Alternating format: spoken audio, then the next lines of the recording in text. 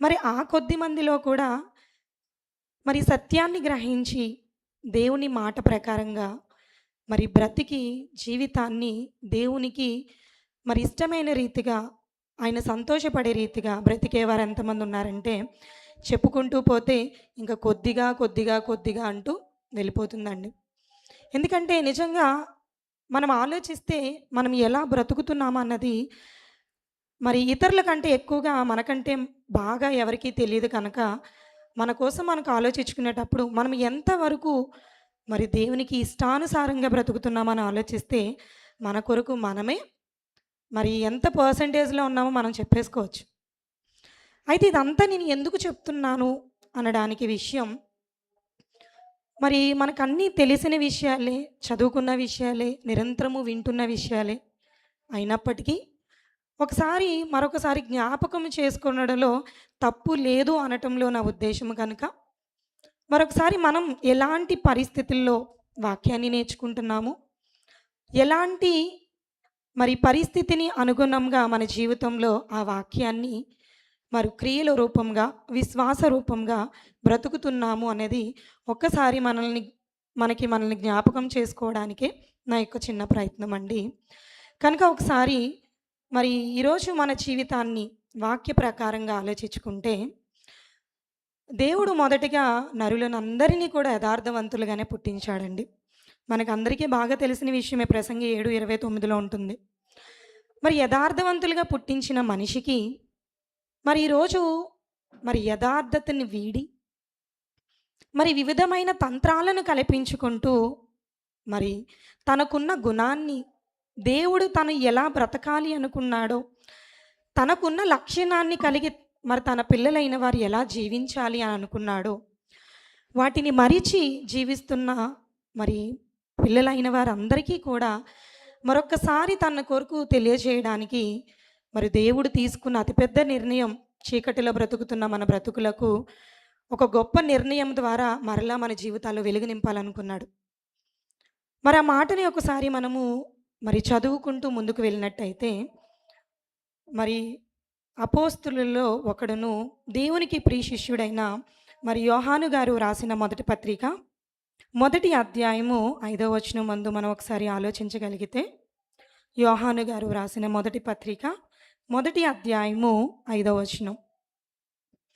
మేము ఆయన వలన విని మీకు ప్రకటించిన వర్తమానం ఏమనగా, అంటే మరి దేవుని వలన పొందిన మాటల ప్రకారంగా ఒకనాడు మరి క్రీస్తుతో సహవాసము కలిగి క్రీస్తును వెంబడించి క్రీస్తు జీవితాన్ని ప్రత్యక్షంగా చూసిన యోహాను గారు చెప్తున్న మాట ఏమనంటే, మేము ఆయన వలన విని మీకు ప్రకటించిన వర్తమానము. ఏమిటి ఆ వర్తమానము? ఎందుకు ప్రకటించాల్సి వచ్చింది? దేని కొరకు ప్రకటిస్తున్నారు? ఇంతకీ ఆ వర్తమానం ఏమిటి అన్నది మనము కింద వచనాల్లో ఒకసారి ఆలోచించినట్టయితే, దేవుడు వెలుగై ఉన్నాడు, ఆయన యందు చీకటి ఏమాత్రమును లేదు. అంటే దేవుని యొక్క లక్షణము, దేవుని యొక్క గుణము ఏంటి అంటే, ఇదిగో ఆయన వెలుగై ఉన్నాడు. ఆయన వెలుగై ఉన్నాడు. ఆయనలో చీకటి ఏ మాత్రమును కూడా లేదు. ఆయనతో కూడా సహవాసము గలవారమని చెప్పుకొని చీకటిలో నడిచిన ఎడల మనము అబద్ధమాడుచు సత్యమును జరిగింపుకుందుము. అయితే ఆయన వెలుగులోనున్న ప్రకారము మనమును వెలుగులో నడిచిన ఎడల మనము అన్యోన్య సహవాసము గలవారమై యుందుము. అంటే ఈరోజు దేవుడు వెలుగై ఉన్నాడు. ఆ వెలుగును మన జీవితంలో కూడా ఉండాలి అనుకున్నాడు. ఎందుకంటే ఆయన పిల్లలం కనుక. ఇప్పుడు తండ్రి ఎలా ఉండాలి అని కోరుకుంటాడో, మరి పిల్లలు కూడా అలాగే ఉండాలి అనే ఆయన ఆలోచన అండి. మరి ఆయన వెలుగుగా ఉన్నాడు. మరి ఆయన పిల్లలైన మనము కూడా వెలుగుగా ఉండాలని కోరుకున్నాడు గానీ, మనము వెలుగులో కంటే చీకటిలోనికి వెళ్ళిపోయాం. కనుక ఆ చీకటిని మన జీవితంలో తొలగించి మరలా ఆయనతో అన్యోన్య సహవాసము కలవారముగా ఉండాలన్నదే ఆయన ఆశ, ఆయన కోరిక. కనుక ఆయన ఆశని వ్యక్తపరుచుతూ కిందన ఒక మాటని చెప్పాడు చూడండి. ఏమనంటే, అయితే ఆయన వెలుగులోనున్న ప్రకారము మనమును వెలుగులో నడిచిన ఎడల మనము అన్యోన్య సహవాసము గలవారమై యుందుము. అప్పుడు ఆయన కుమారుడైన యేసుక్రీస్తు రక్తము ప్రతి పాపము నుండి మనలను పవిత్రులుగా చేయును. అంటే ఈరోజు చీకటిమయం అయిపోయింది మన జీవితం. వెలుగుగా లేదు ఆయనలాగా. మరి ఆ చీకటి నుండి వెలుగులోకి రావాలి అంటే ఇదిగో ఆయన ప్రియ కుమారుడైన యేసు రక్తము వలనే అది సాధ్యము. అది సాధ్యము అని ప్రకటించడానికే ఆనాడు ఎంతోమంది ఎన్నో శ్రమలలో, ఎన్నో కష్టాలలో, ఎన్నో ఇబ్బందులలో మరి ఆనాడు ఆ మాటలను మనకు ప్రకటించారండి క్రీస్తు తర్వాత. ఆ ప్రకటనని ఈరోజు మరొకసారి మనకి యోహాను గారు గుర్తు చేస్తున్నారు.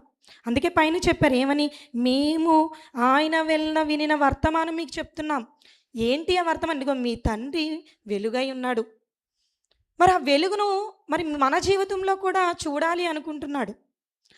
కానీ ఈరోజు మన జీవితాలు చీకటయిపోయాయి. ఎందుకంటే యథార్థతను మరిచి వివిధ తంత్రాల ద్వారా మన జీవితాన్ని చీకటమయంగా ఏర్పరచేసుకున్నాం.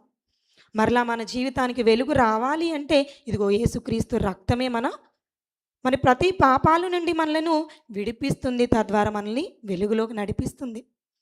మరి ఆ వెలుగులో నడిపించాలనే విషయాన్ని గ్రహించాము కనుకనే ఈరోజు మరి విశ్వాసులము అని చెప్పుకుంటూ, క్రీస్తుని వెంబడిస్తున్నాము అని చెప్పుకుంటూ, ఆయన రక్తము ద్వారా పాప క్షమాపణ